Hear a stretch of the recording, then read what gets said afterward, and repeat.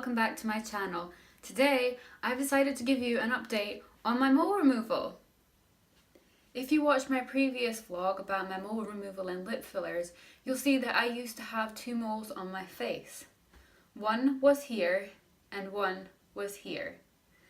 And I had them removed many months ago now. I don't even remember how long ago it was, but it was a long time ago. And so this video is just to show you how things are going now. So I used to have one mole here and that's completely gone now. And then I used to have one mole here. I'm just going to zoom you in so that you can see where my mole situation is at right now.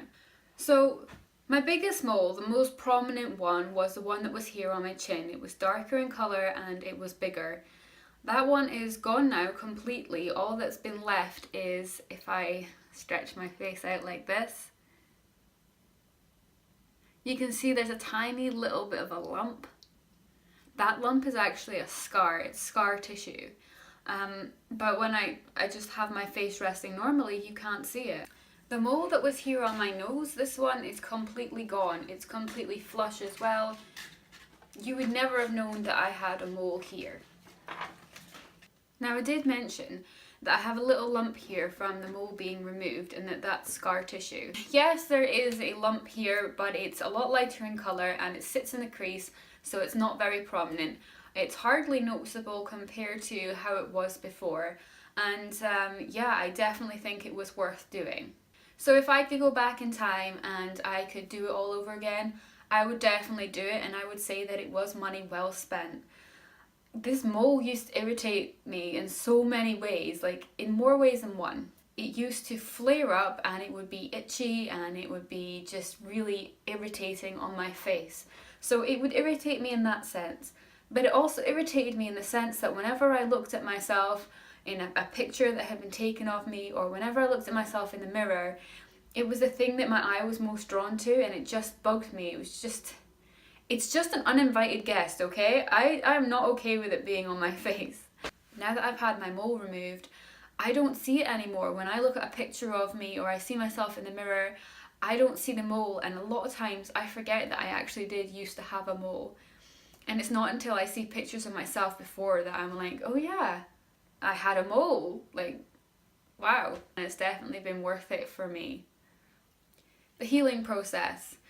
So the woman who did the mole removal told me that how it looked the day I had the moles removed would be the worst that it would look, and it would only get better from there. I don't know what happened. I must have been a special case, but that was not the case for me. It ended up looking worse. If you look back at the original vlog where I had my mole removed, you'll see that it just kind of looked skin coloured, but you could see that there was a mole that had been there, but it was sort of skin coloured.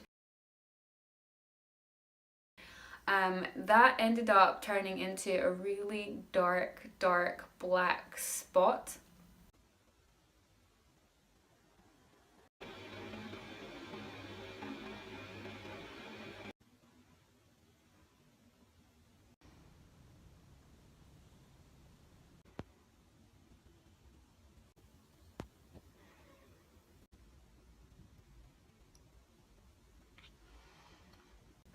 And it formed a scab, and the scab ended up becoming quite deep rooted into my face.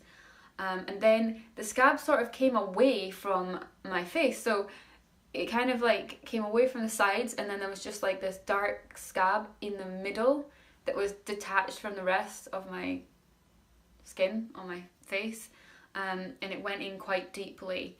That did come out. It came off earlier than it should have, and I was worried that I was going to be left with like a indent where it used to be, because they did say in the risks and possible things that could go wrong, that one of the things that could happen is you could be left with an indented scar in place of the mole. When the scab came off early, I was concerned that I would be left with an indent, but I wasn't.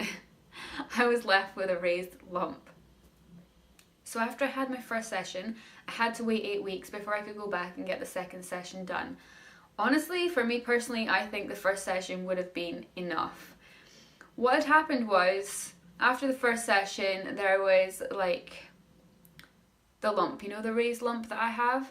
It was half the size of what it is now. but I had mistaken it for being leftover mole that hadn't gone away. So I went back for my second session and had the lady work on it a second time. And she worked on it a second time, and then I ended up with a bigger lump.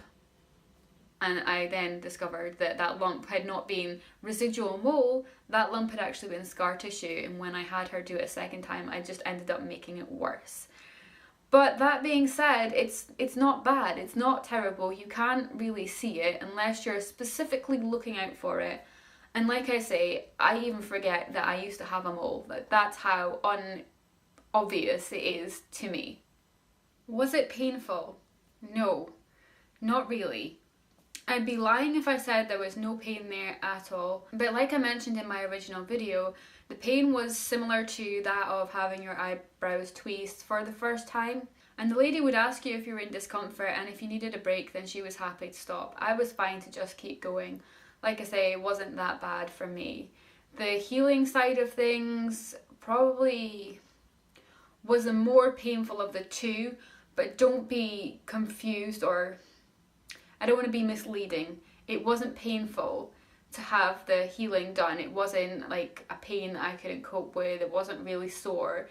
But out of the two, getting the mole removed and the healing, it was definitely the more painful of the two. But again, just to stress, it wasn't really painful.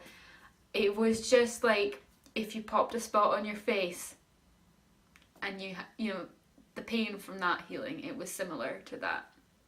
So if pain is like something that's putting you off getting it done, I really wouldn't worry about it, because it's not excruciating, it's not unbearable, and it's fine, you know, it's absolutely fine.